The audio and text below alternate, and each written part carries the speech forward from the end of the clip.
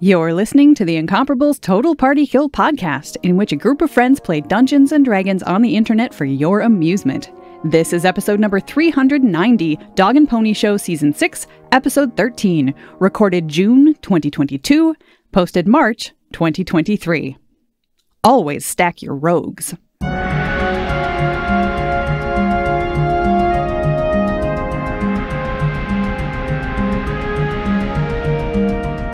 Welcome back to Total Party Kill. It's me, Tony Sindelar. I use he, him pronouns, and we are playing Dungeons and Dragons today, specifically Curse of Strahd. That's right, it's Tuesday night. We are in Barovia, deep in the basements? Well, in between the basements and the first floor, like a subfloor. I really shouldn't have started this thread. We're in Ravenloft, people. We are in combat, for our adventurers have traveled into they've found a hall of bones. They have recovered a very important dragon skull that they are intent on liberating from Ravenloft. But before they can do that, a variety of animated skeletons have risen up and seem intent on slowing them down, changing their minds, doing something. Our players have already rolled initiative. I will attempt to introduce them in initiative order, which is challenging because I have a list of character names and what I need is a list of player names. Let's see how this goes. First up, it's Aline Sims. Welcome, Aline. So I'm curious, are we in Big Barovia or Little Barovia? Because you didn't specify, and now I'm just all discombobulated. You are in Big Barovia, which is to say Barovia, but Ravenloft is just outside the like city limits of Little Barovia. You can certainly see, like, if it's the greater metropolitan Little Barovia area. What is the population of the lesser metropolitan area? I can't say that. The Trimeister area. I did not mean to immediately derail us. No, I think that's the best thing that's going to get said today. That's also, the Total Party Kill promise. There are only 3 towns in Barovia, so there's only 3 Burgermeisters. So, yeah. Hi, Aline, how are you? That's present. I play Ibrasiliana, the Wood Elf Ranger, here with her Mastiff Androdite. Really, she's everybody's Mastiff, Androdite is. And all of her pronouns are she, her. Thank you, Aline. Next up, it's Micah Sargent. Welcome back, Micah.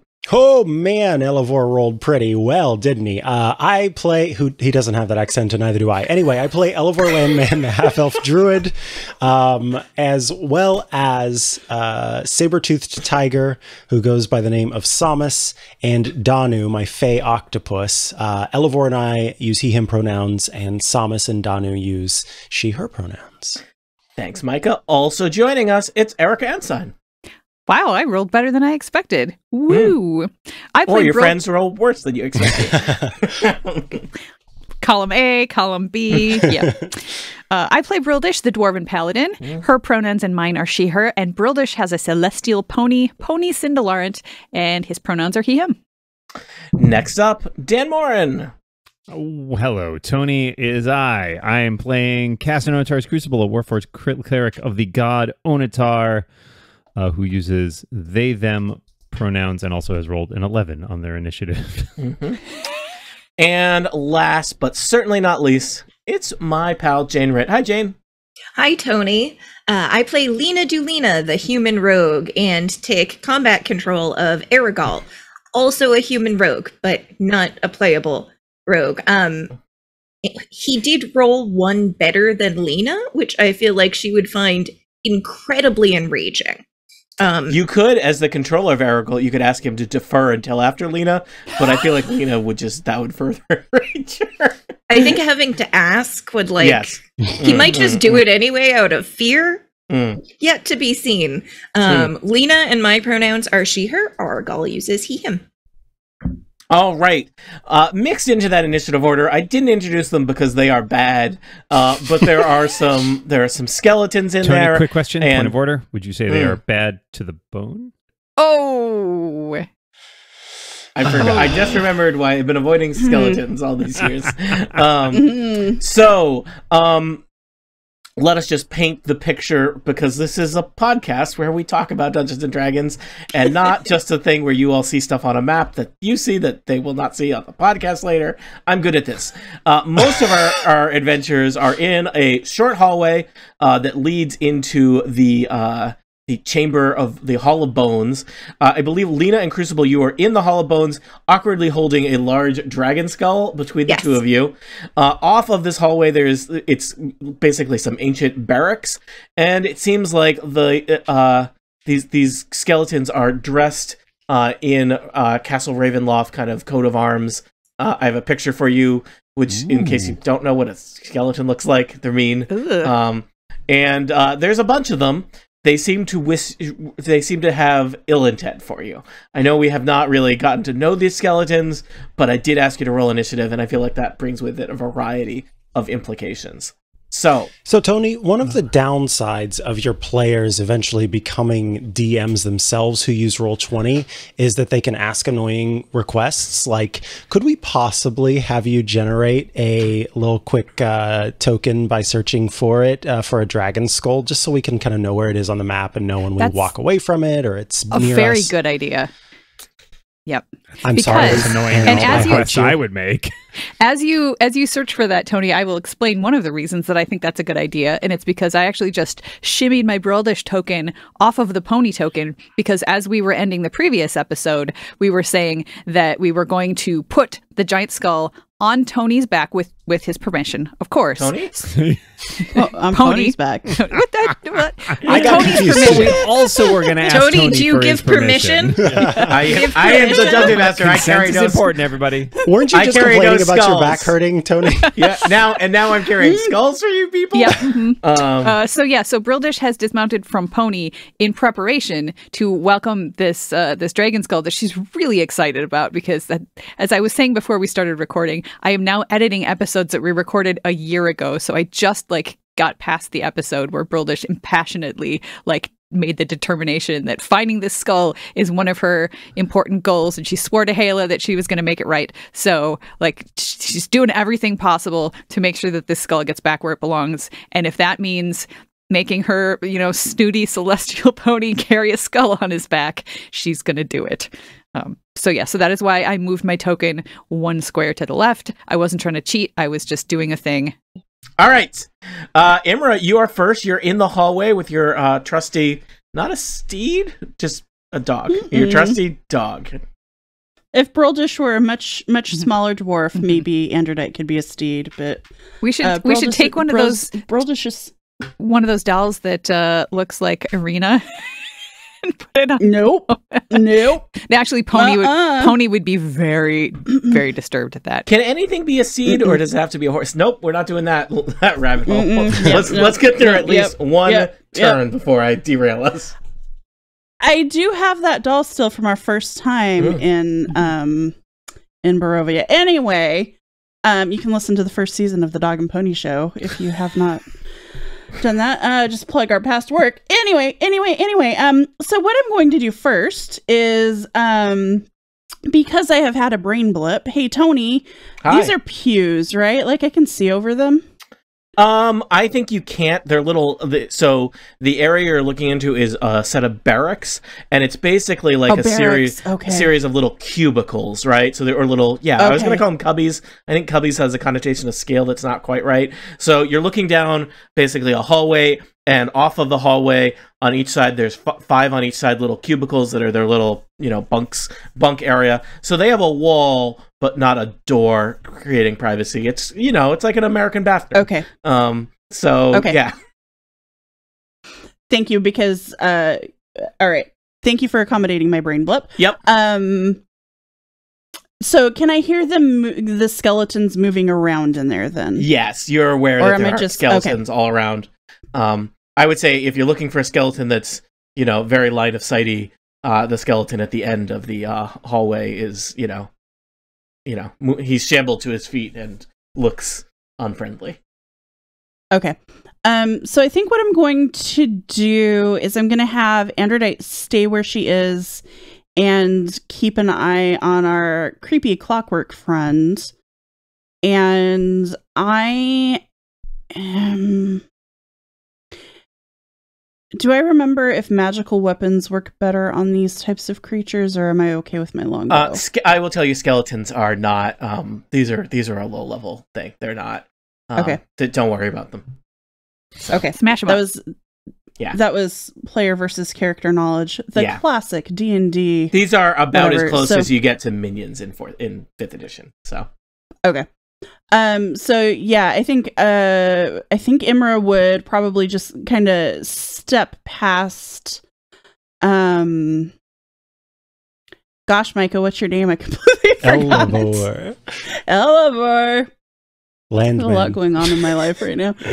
With her, and kind of pulling out her bow and an arrow as she does that, because hearing things going on is always suspicious, and I feel like I'm always kind of on alert. So I'm going to do that and probably clock the skeleton at the end of this barracks hallway. And so I'm not even going to hesitate. I'm just going to fire 2 arrows at it. First was a 27 to hit. That definitely hits a skeleton. A 13. You know what, Aline? Why don't you roll damage on that first arrow just in case you want to shoot that second arrow at a different skeleton? Okay. That was 5. All right, tell me about that second arrow. Okay. Second, do I have line of sight? Where is my ruler? So that the skeleton is still standing with 5 damage. That's what I was trying to say. Oh, okay. Okay, got it. So the second 13. 13 hits. 13 hits. Oh, thank you, minions. Okay, that's 11. So that skeleton that'll take care drops to the ground. Okay. All right. So that is my 2 attacks. I don't feel like I need to use any of my spell slots to ensnare or hunter's mark or anything. These doodads. So I think I'm just gonna end my turn here. Okay. All right, next up in the initiative order, Crucible, the bone pile to your right begins to stir. You are standing next to just a huge mountain of bones, and it seems to be animating, and it basically kind of collects itself into a vaguely humanoid formation and lurches to its feet. This is a creature that was not available in the Curse of Strahd book as published, but I'm the kind of dungeon master that just goes that extra mile, and I did some research on additional undead creatures. Did I have to go to another book outside beyond the Curse of Strahd, beyond the Monster's Manual? I did, but in pursuit of that, I have brought to you a creature known as a skeletal juggernaut. Here is an image I found on the web of a skeletal juggernaut that I thought was just great, that I'm going to share with all of you. But imagine... Okay, that is pretty neat. Yeah, imagine... I think I got that by searching Bone Golem, just to give you a little bit into how I spend my time on the internet. But imagine basically a hulking monstrosity, kind of like a mecha, except built out of... entirely out of bones. So not just a skeleton, but a kind of skeletal figure that in this case, its fist is just like a collection of skulls and rib cages that it is going to attempt to destroy Crucible with. Also, there's a second one up on the north side of the room. Sure. Why not? So let's see here. Let's see, you could either do claws or avalanche of bones. Well, gee, I wonder what Tony will pick.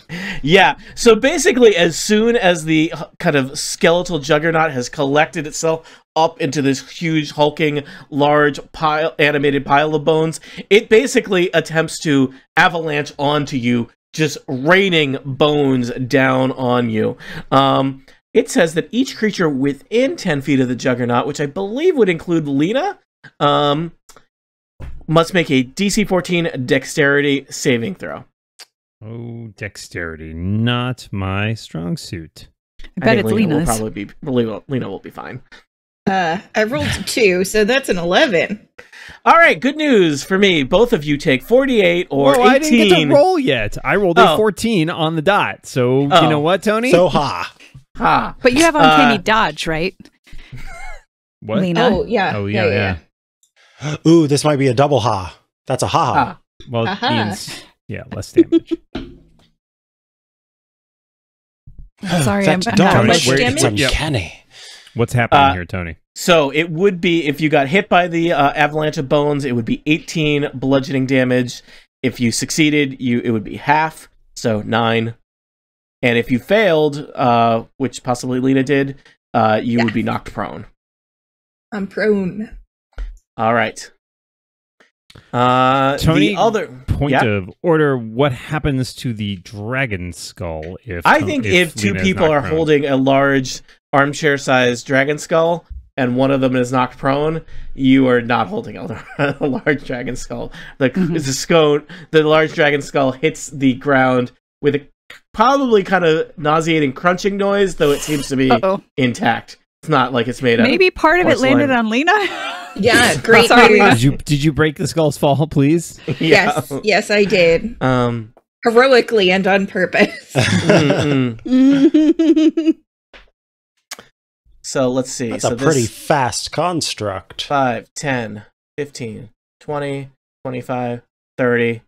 Oh, no. I think it's just going to take a second move to get up to you, but it does not have any move left to attack. So, Crucible and Lena, there are two skeletal juggernauts flanking you that seem intent on punishing you for removing a dragon skull from the premises.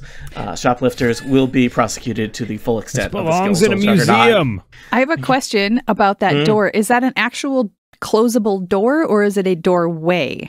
This right here with Lena and Crucible, those are closable door. Yeah. And then Got further question, hinges, is it whole deal. It's currently open? Yeah. Okay, great. I don't think you closed it behind you. No, we would not allow that. Yeah. Bye, friends. See you later. They say, walking, just skipping arm in arm into the Hall of Bones. We're going to go take selfies. We'll be back. Elevor. All right, Tony, would you say they're like, different, it's like centipedes, some spiders. Why would you ask some, me these questions? Some other bugs down and around here. Yeah, there's, I mean, I think, yeah. Yeah, for sure. Okay, well, Elevor sort of looks around, sees a few spiders, counts out 3 of them, mumbles a spell, and you hear this loud cracking sound as the spiders, 3 of the spiders fall to the ground, and then their carapace, it's almost like they keep shedding over and over again as their carapace cracks, and they sort of grow out of it until 3 giant spiders emerge from the shells that they once were, and 3 giant spiders appear in this hallway where the different skeletons are. Okay. Is this a thing you've always been able to do?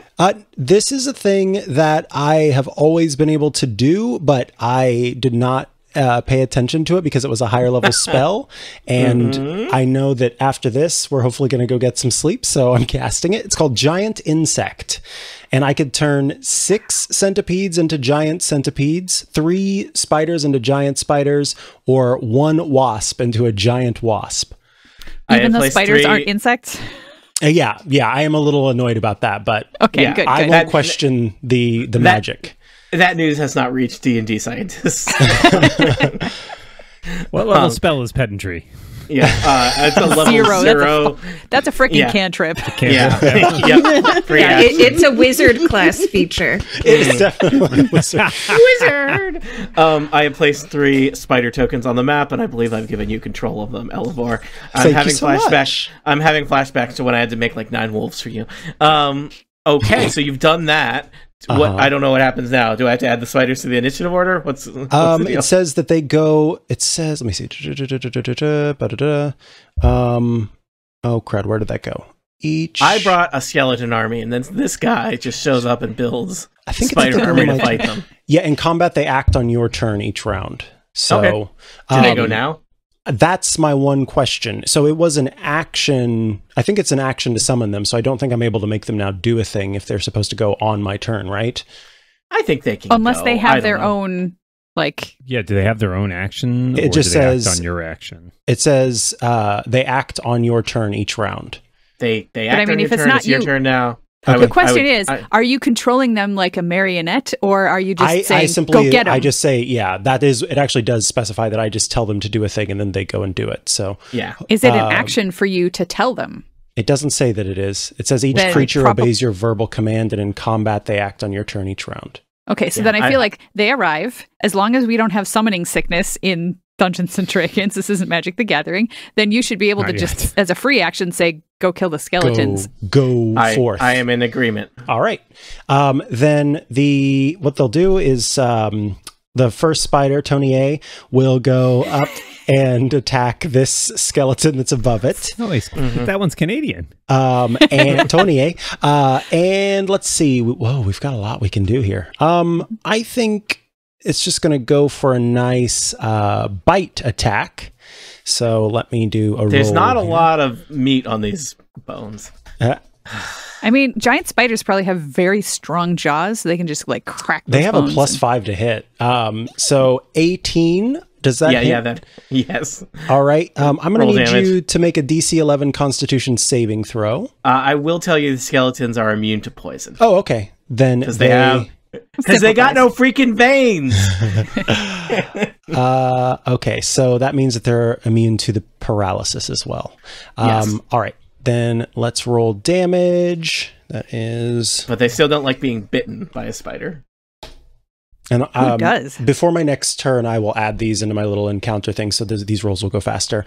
10 damage to that skeleton there. All right. That skeleton is severely, severely wounded. Skeleton... Oh, sorry. Continue. Tony B is going to try a ranged attack because it can. And so it's also going to do D20 +5 to hit. I imagine a 22 hits, yes. Yes. And if this happens, the target is restrained by webbing. And for your action, you can make a DC 12 strength check to burst free of the webbing. Okay. So for now, you are stuck. And that token on him. Excellent. And then Tony C is just going to attack the skeleton above it, and we'll do a bite attack. D20. I don't think a 7 hits, does it? No. Nope. All right. That one's going to climb up on the wall next to. So it's like in here. Oh, yeah, I forgot I can hold down Alt and then move. There we go. Now it's on the wall. All right. All right. That's my turn and my Tony Spider's turns. Broldish. Skeletons, something to hit with my axe. I think she's just gonna immediately rush toward nearest skeleton. Yep. The nearest skeleton that's not already being, harried by a giant spider that just appeared and grew disgustingly. A friendly giant spider. So, that is 12 plus 8, so 20. Does 20 hit? Yes, please roll damage. And it is non-magical 9 slashing damage. All right, that skeleton is very sad. Second attack, crit. So that skeleton is probably dead. So that is 10 points. 10, 11, 12, 13, 14 points of slashing damage. All right, you basically wallop it with your axe, and it's just like there's just a sound of Lego sets crashing to the ground. It's the skull. Oh no, the skeletons break into a zillion pieces. A Lego golem. That's the worst. You can put them back together. It's cool. It just means you get to build the set again. I really wanted to shove him to the ground, but he's no longer there to shove. Instead, you murdered him. Yep. He's already dead. 1, 2. I have more movement. 3, 4, and I'm just going to get in the face of the skeleton right here. All right. Inhale his name. Inhale his name. Well, the skeletons are next. And I was kind of hoping you were going to kill more of them because I've got a lot of skeletons to manage now. So some of the skeletons are going to make melee attacks. Some of the skeletons are going to do ranged attacks. Let me see. I've got 6, 7, 8, 9 skeletons remaining. Let's see here. That's too many skeletons. but I got all my dice here. First up, this badly injured skeleton is going to attack Tony A, the spider. Micah, I have rolled a 10 to hit. I assume that doesn't hit a spider. That does not. This skeleton is going to attempt to break out of the webbing that he has been placed in. I rolled an 18. I'm going to assume that gets out of webbing. Yeah, DC 12 strength check. Yeah. But he burned a turn doing this. This skeleton here will attack Tony C, the spider. I have rolled a 10. That's probably still doesn't hit. It does not hit. These 4 skeletons are going to hang back, and they are going to do short bow attacks. Who do they want to hurt? I think they're going to aim for... 2 of them are aim for...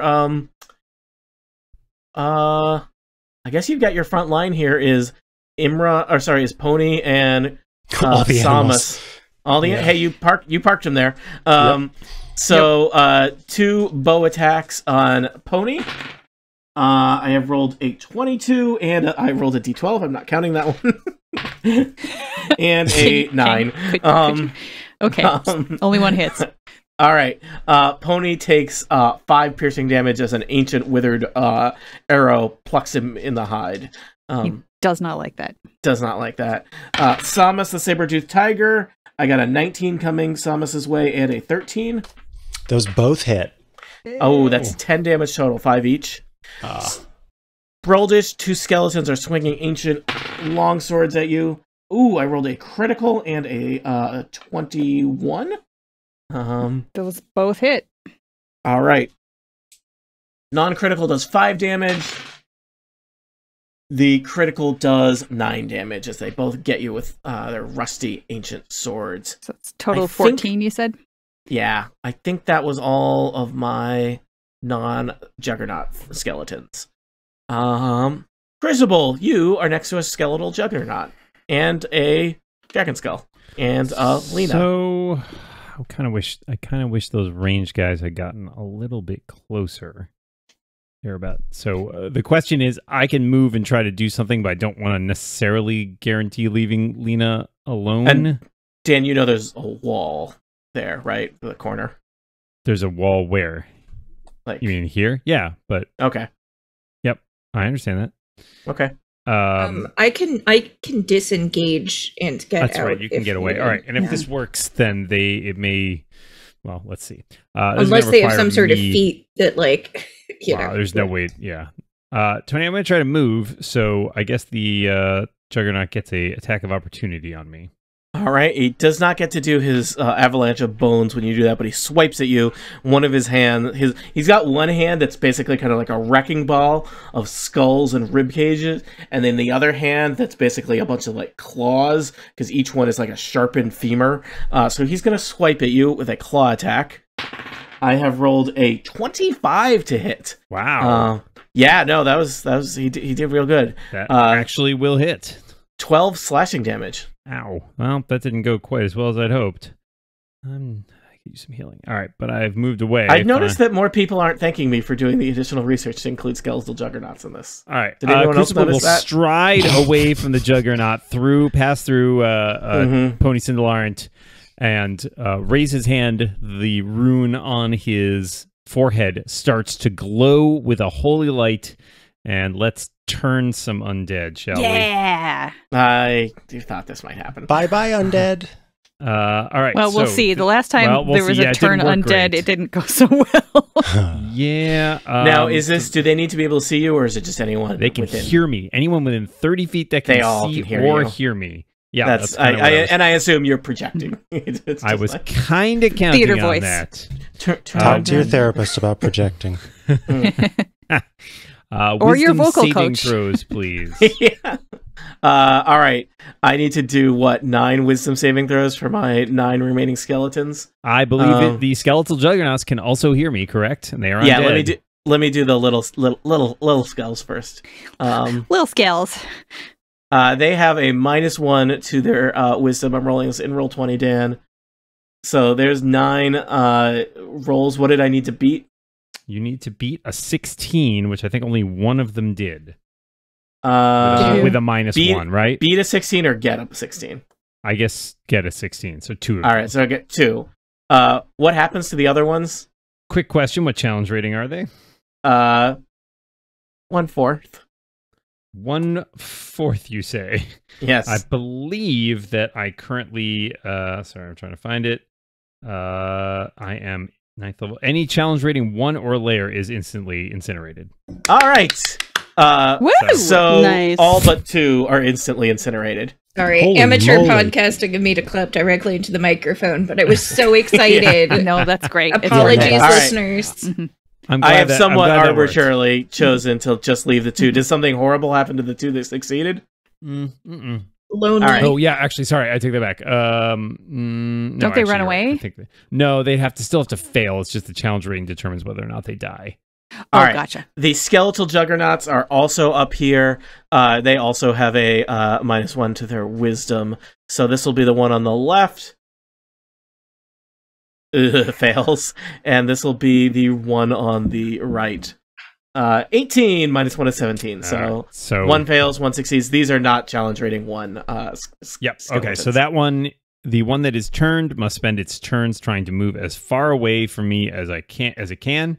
Can't willingly move to a space within 30 feet of me. Can't take reactions. For its action, it can use only the dash action or try to escape an effect that prevents it from moving. If there's nowhere to move, it can use the dodge action. This lasts for 1 minute or until it takes any damage. So that guy is basically, on his turn, going to book it to the other side of the room just to get as far All right. away as possible. I put a little thing on him that indicates that he is sad. So we'll And that deal. We happens can on deal his with one at turn? a time, which is nice. Does that happen in his turn or immediately on your turn, Dan? His turn. Okay. All right. Thank you, Crucible. Big turn. Yes. Argal, your neighborhood assassin, is next. So does this mean that we want to attack the one on the left or the one on the right? No, attack. Because Right. as soon as you attack the one on the left, he will no longer. Okay, be let's turned. attack the one on the right. Quick question. Argal can do a decent amount of damage. Do we prefer for Argal to attack the bad bone boys or to keep an eye on the creepy puppet dude? Jane, how much of his damage is poison related? I mean, he still gets sneak attack. Okay. Yep. I remembered that some of it was. I thought like in yeah, the previous his versions. he does have poison damage, which is I just didn't know how considerable. effective that would be. Vasilka's pretty Vasilka- strong, right? Vasilka was also paying attention to the creepy Gotcha. little guy. Okay. Yeah. Hopefully that'll work. And Yeah, and Android's also keeping an eye Mm-hmm. for. And keep in mind, he's also like pinned to the wall with an arrow. that's right. So, True. he's gonna have to struggle a little bit to get away. So Androdite can alert us. Nice. I forgot he was pinned to the wall by an arrow. Oh, yeah. You're welcome. Okay. With his crossbow, it is a 15 That'll to hit. hit. Okay. The bone golems they present a very wide target because they're a hulking bone Okay, monstrosity. so without sneak attack, that is going to be only 5 piercing damage. All right. And the target must make a DC 15 Constitution saving throw. I'm assuming that they are immune to poison. They're immune to poison. Okay, yep. All right, Lena, your turn is next. Lena should not tank the bone golem, And yet, but I mean, will. that one's going to run away. Right. Okay, so Lena unsheaths her holy sword, brings it down with a 19 upon one of the many heads yep. of this wretched thing. There's like one central glowy head, but there's a variety of skulls all throughout Yeah. its kind of torso. So you got your choice of faces. It's just one. Oh, there's I one disengaged. thinking face. I used half my move to disengage. You don't need to disengage. It can't take reactions. Oh, Mhm. okay. Mhm. Oh, well, then I used half my move to stand up, moved over by 1, then used my feature to make an insight check of 20 It is contested by the target's deception check. So this is I'm me not a pile of bones. This is me getting my like rogue heads up display to like calculate all of the different bone angles, and then can the skeleton monster effectively hide them. I rolled a critical on my deception hit check. Damn, which I feel like is a waste of a critical. No, it means I can't do sneak attack with radiant damage, okay. so it's a very good use of it. Yeah, you're just like, it's just like your heads up display is bones? Question mark? It's just like all the bones. Okay, so then that's just gonna be 11 radiant damage. All right, 11 radiant damage. Yeah. All right. Vasilka. Damn, that's you. It's me. All right. So we've got... Do we need Vasilka to continue to watch Creepy Clockwork? Probably. I feel like if you went and tattled on us, it would be extremely bad vis-a-vis us getting his dragon skull out. Vasilka will cross her arms and level a very steady glare on the clockwork creature, and just maybe give one of these to like, and I don't know that there's much else for her to do. I mean, this turn. she could ready to grab him if he tries to dart past. Sure. Yeah. I mean, you get an opportunity attack anyways, I assume. But yeah.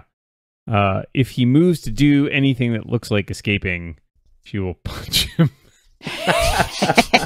Yeah. All right. That'd Possibly be twice. quite a punch.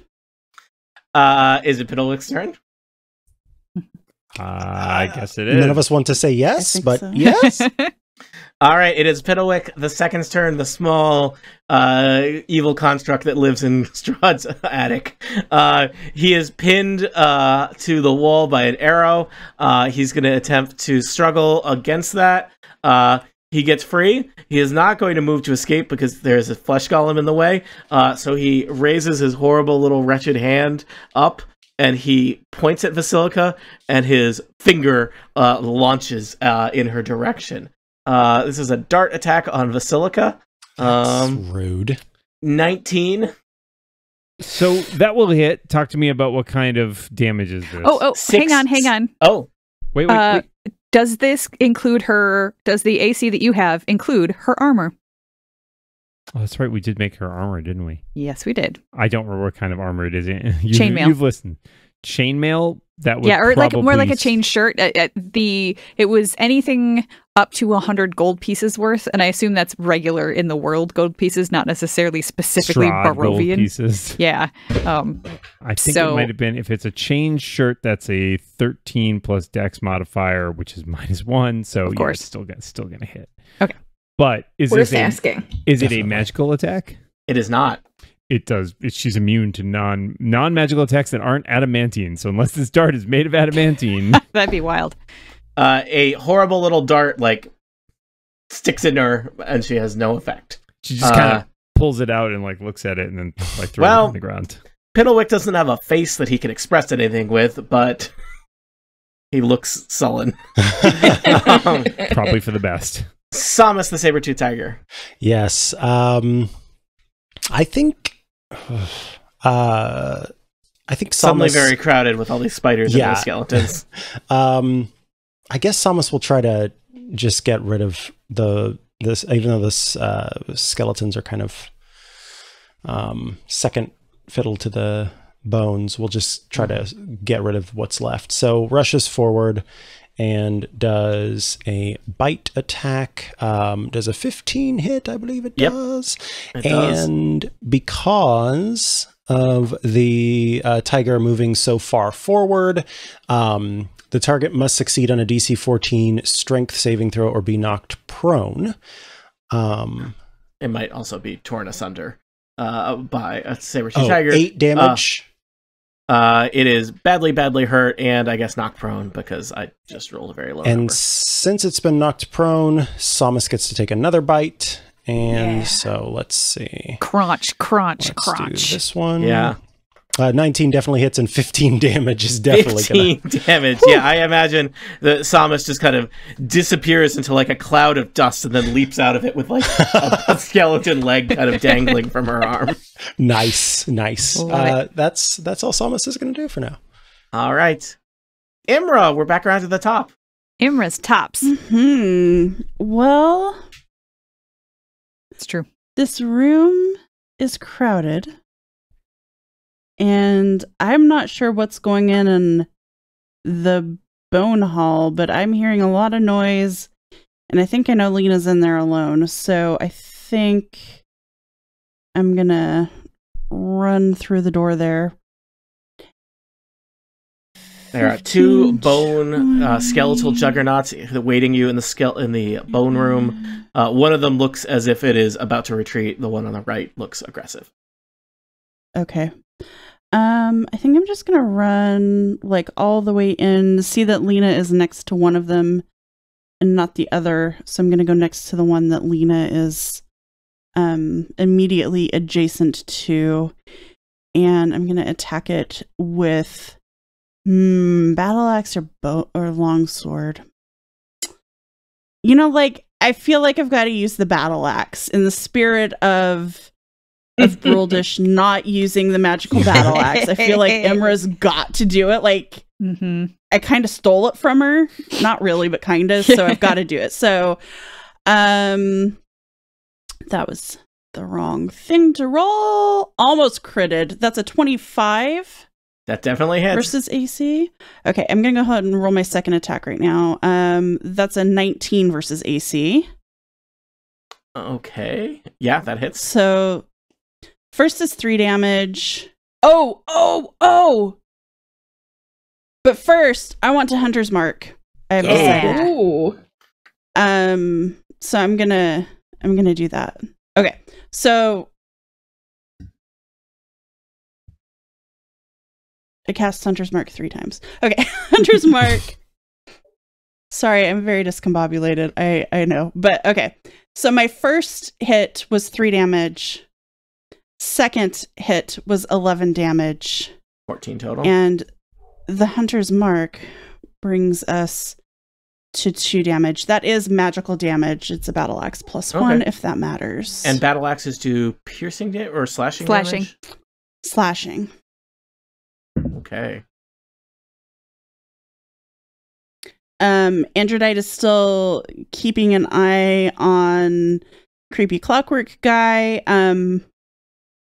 Not being too aggressive. Saw what happened with Basilica. But you know, is ready to back Basilica up if needs be. Yeah, I'm betting a Mastiff can go a little bit faster than a small, short-legged clockwork person. Yeah. All right. So my skeletal juggernauts are next.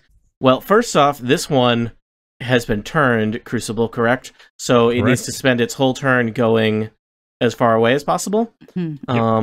I believe that would provoke from Aragal, but there's the tactical question of as soon as you attack it, it would let it go. It's not worth it. Yeah. We let it sit in the corner for a minute, and then we can hopefully kill everything else first. Think about what it's done. The skeletal juggernaut stomps across the room, little bits of skull kind of rattling out of it, and just kind of like curls up in the corner looking kind of sad.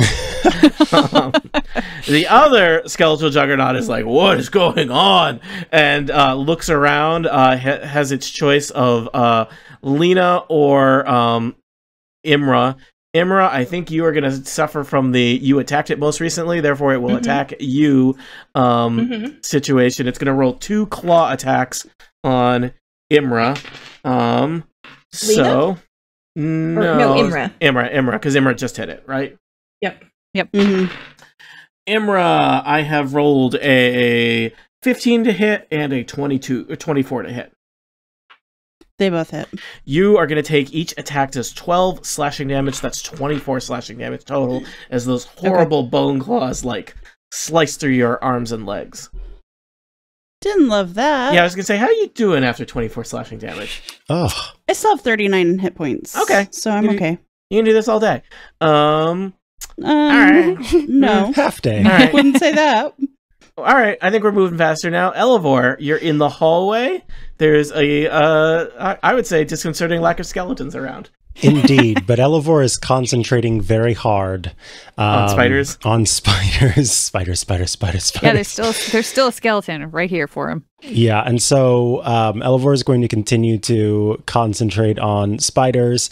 Although he does, can a character that is can a character that is concentrating, I just gave it away, ready in action for you a can future do turn? an action. Yeah. As long as you're not casting another spell Well, that requires concentration. You can hit things, you can use cantrips. Oh, Yeah, that's you right. can multitask. You just can't concentrate on more than one thing. Yep. Um, So tell those spiders where to go and what to chomp. ooh, if that doesn't cost anything. Yeah, Well, I mean you yeah, okay, paid I'm the going to cost do a by couple of casting the things spell. then. So Elevor is going to actually, with his speed. Yes, I thought so. Okay, so let me see if I've got the movement there. Oh, I've definitely got the movement. Elevor is going to rush forward and down, and is going to. Hey, buddy. hello is going to. He says hello, and then he goes hello. Because suddenly his fangs grow from his teeth, and he primally savages the skeleton in front of him. Does a 13 Roldish hit? is finally used to this. 13 hits. All right. And that is 7 damage. That skeleton looks very sad. All right. Tony A has plenty of movement. I checked earlier to get here, and turns its booty, can we say that? Booty, towards Tiddlywink, and is going to do a nice web on old pal over there. I love this. So let's see. Ooh, does a 10 hit? A 10 does not hit Piddlewick the second. That's okay. We'll have Tony B try again from here, and I've got like 60 feet of range for the spinnerets. I liked it better when I had a dozen skeletons as you had 0 spiders. That was actually worse. So those spiders are really annoyed. And the third spider, you know what? I think the third spider's, Elevor is very aware that they're going to take care of that skeleton. So the third spider is also going to run that way and try to spinneret Tiddlybop. And, oh, that was almost a nat 20, but that's okay because I got a 19. I imagine that does hit. Yes. So yes, on his next action or its next action, it can try to break free from the webs. So, all right, you're really making it hard for Piddlewick the second to get anywhere. Indeed, and that technically a creature that has only fired 1 dart at the golem, which, as far as we know, may have been how it invites you to play darts. We don't know. Like we throwing down the gauntlet. No, yeah. Dan, you and I are throwing darts at each other all the time. Ow! Please stop. Well, guess what? Now you get to get a tetanus shot. Everything's great. That's it for Elevor and his spiders. All right, I would go see that band. All right. Well, there's still a skeleton in front, so this is definitely a very in Hayla's badly name. injured. You almost feel bad for it, Erica. Erica might. Brildish does not. So that is a 19 to hit, and damage will be 10 slashing damage.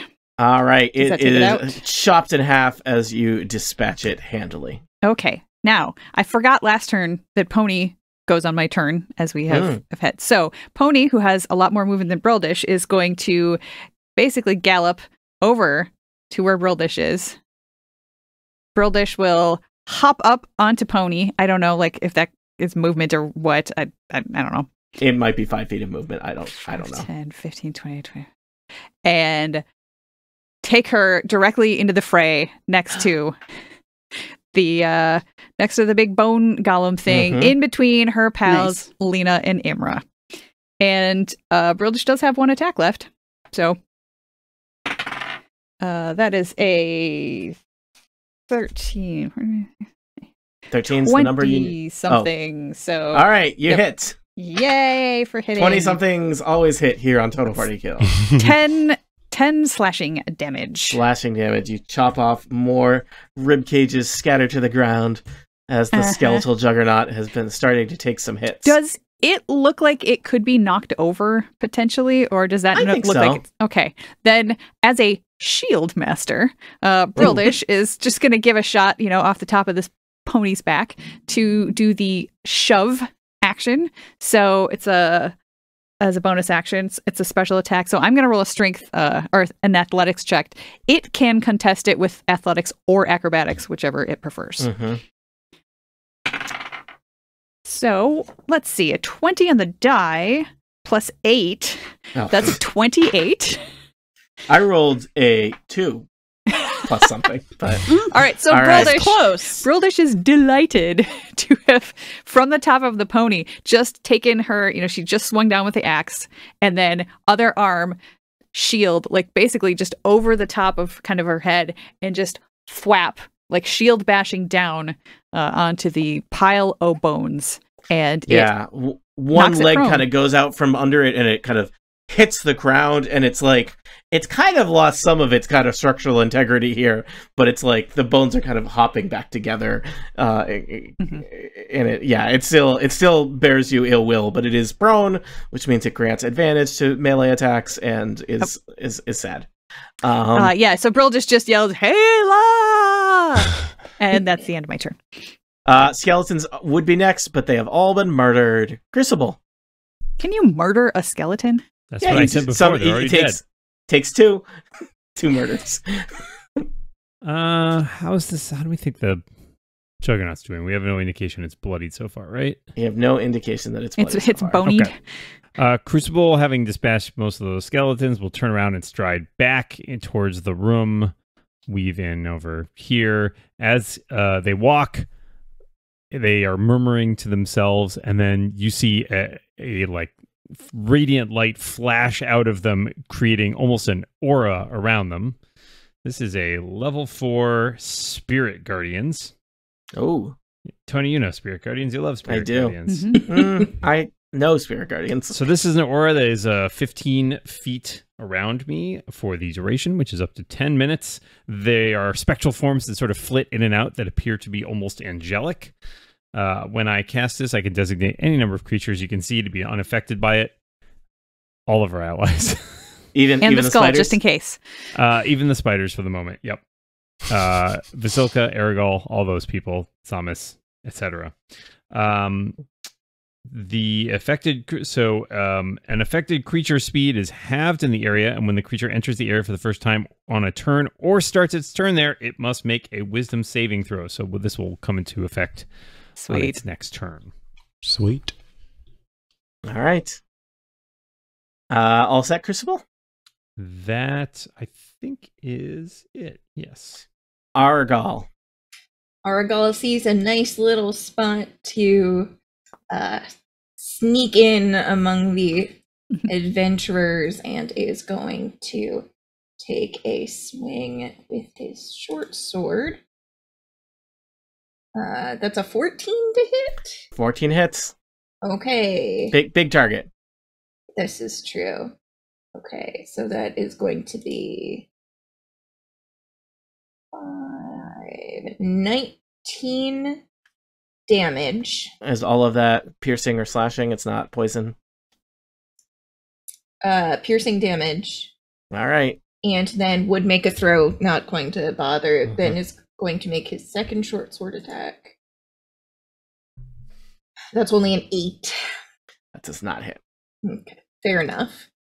And then he's going to stay there. And now it's your Lena's turn. Okay. So, with her glowing sun sword, she holds it aloft. That is a 23 to hit. That is 12 radiant damage, followed by... Remember, you have advantage on it, so if you roll again and crit, just saying. Yeah, that's true. 17 radiant damage. Although you can only do sneak attack once in your turn. That's true. The skeletal juggernaut is looking kind of shambly and discombobulated. Dusty. There's still a lot of bones at your feet, Lena, but a ever decreasing number of them seem to be part of the skeletal juggernaut as a collective. And then with her other magic sword, that's a 27 to hit. Yep. And 11 damage. Wow. That was a lot of damage from Lena. That's Lena. It's having your rogue stacked. Is very efficient in terms of your DPS. Always stack your rogues. Yeah. All right, Vasilka is back around the corner in a hallway that's mainly full of dog spiders and evil puppets. And a Beat him up. webbed Beat him evil up. puppet. I Can mean, you just flick his forehead? Yeah, that's what I was thinking. I was like, give him a little flick on the. What do I have to roll for a flick, Tony? I mean, he's got an armor class. I think it applies to all attacks. Were you seriously thinking of a flick? Is that an attack? A little bit. We gotta quit doing this. Yeah, we gotta stop. We'll see. Let's see what happens. I rolled a 20. A 20 to flick? Critical flick. All right, roll damage. Is that all I have is a slam? Slam and flick? If you want to roll slam, you can. I'm worried I might break him. I will let you roll whatever die you want. Like honestly, how hard honestly, if we come back from this fight and Vasilka has killed Piddlewick, like there's just like clockwork pieces going everywhere, like springs. Boing. Oh, I love that though.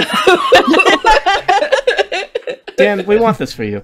Dan, what does a slam attack normally do? I mean, 13 damage. It would be what? It would be a like what die? It's a 2d8 plus 4 2d8 bludgeoning plus 4 damage. Bludgeoning damage, yeah. Yeah, I'll let you on. roll. If you want to roll 2 of a smaller die than a d8, you're welcome to. You're also welcome to slam. Or just 1 d8. Or... I'm gonna let's consider this an unarmed. You can pull your yeah, this can be an unarmed strike makes sense. Yeah, unarmed strike. Yeah. Unarmed strike, which is I always forget unarmed strike. Or an improvised weapon with the dart. Weapon. Finger. No, use the dart that he shot at her. Like a it's pebble. probably still stuck in like her abdomen. Yeah. I just read in the rules not too long ago that you can tell the DM that you want to not kill non-lethal whatever, damage. Yeah. Yes, that's yeah, true. but does Vasilka want exactly? No. Is it limited by type like it was in 4E? Like in 4E, you couldn't do non-lethal like fireball. Yeah, and I think that makes sense. It doesn't make any sense to me that you can say, yes, I'm not going to kill this person with an arrow. No, I think it's just melee. Shot, and, you know? And maybe even just bludgeoning? I don't know. I will let Vasilka do whatever level of punch to Piddlewick that you want. I was looking up the unarmed attack rules because I never remember how much damage it does. Equal 1 plus your strength modifier. Okay, so the least amount of damage I can do is 5. There you go. Do you want to do 5? I will do 5 damage. Piddlewick is bloody. Yes. So Vasilka flicks Piddlewick in the head, and it leaves a dent, and several springs shoot out. I was hoping for a dent. Yep, love it. Yeah, all right, and then looks at him again and is like doing one of these. Like, I'm watching you. I'm watching you. Piddlewick plays dead on its turn. Samus. Samus is going to just try to rush forward to get to where all of Samus's friends are. There's a diminishing number of spots that are adjacent to a skeletal golem. So. This is true. Still, but there's another one coming back. It's true. So can I get here as far as are you okay with me having her slink by these two that are by the door? Yeah, by your friends. Okay, cool. Yeah, cool. Then that's where she is, and she's just gonna hang out and all right. Wait. As you are kind of all crowding around the bone golem, hoping the skeletal juggernaut, hoping to dispatch it quickly, the other skeletal juggernaut cowers in the corner, afraid for its second life, unlife, whatever. I don't know their terminology. When the doors at the far end of the Hall of Bones swing open, a voice calls out, "What is the meaning of this commotion?" And the familiar, at least recognizable sight of Rahadin, Chamberlain of Castle Ravenloft, strides into the room. The dusk elf that lives in service to Strahd seems annoyed, but as he enters the room, he sees you. He sees the dragon skull upon the floor, and a smile forms across his face. The entire party points at the golems and says, "They started it!" Will our adventurers be able to deal with Rahadin? Will they escape with their lives and this skeletal dragon skull intact? What will befall Piddlewick, the most obnoxious NPC that's really only been with us for a little while, but what an impact he makes? For answers to questions such as these, tune in next time to Total Party Kill, The Dog and Pony Show, Curse of Strahd, *, Ravenloft, *, Little Barovia. Except it's Big Barovia. The end.